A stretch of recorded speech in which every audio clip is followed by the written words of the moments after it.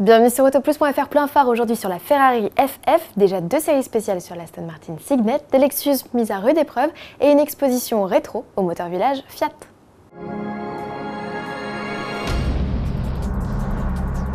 Ferrari fait sa révolution, la firme au cheval cabré présente la FF, initiale de Ferrari Fort, littéralement Ferrari 4.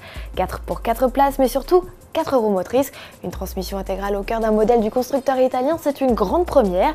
Pininfarina a d'ailleurs joué à fond la carte fin d'une ère en offrant à la FF un style décalé.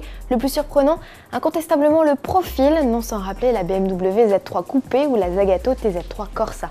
Pour animer le modèle, Ferrari a choisi une valeur sûre, un V12. Celui de la FF est inédit et délivre 660 chevaux à 8000 tours minute. Couplé à la boîte F1, une première sur ce moteur, il permet au break de chasse de passer la barre des 100 km/h en 3 secondes 7, la vitesse maxi de 335 km/h a elle de quoi affoler les compteurs. Enfin, assez rare pour être souligné, Ferrari nous parle de volume de coffre. La surface de chargement s'étendra de 450 à 800 litres, soit presque aussi bien qu'une A5 Sportback. Tous les détails début mars à Genève. Chez Aston Martin, le salon suisse rimera avec le lancement commercial de la Signet.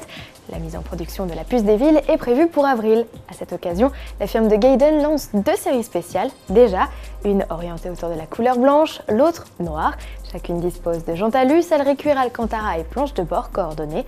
De la petite bagagerie est même proposée. Enfin, Aston en profite pour livrer quelques détails sur l'équipement et le prix, outre-Manche. Comptez 36 585 € avec d'office ESP, 9 airbags, GPS ou encore entrée et démarrage main libre. Promouvoir sa marque de façon décalée, c'est ce que fait en ce moment Lexus à travers sa chaîne de TV YouTube. Sa campagne se décline selon 2 volets. Le premier consiste à vous faire pénétrer dans les coulisses de fabrication de ces voitures, en vous permettant de découvrir par exemple la méthode de tissage du carbone ou l'élaboration d'un insert décoratif à partir d'un tasseau de bois. La seconde partie est plus spectaculaire puisqu'elle met à l'épreuve équipement et surtout voiture. Et oui, le plus impressionnant, c'est cette chaîne de modèles suspendus dans les airs les uns aux autres par la force de leur châssis uniquement. Pas de trucage, d'ailleurs le making-of est en ligne aussi. Chapeau!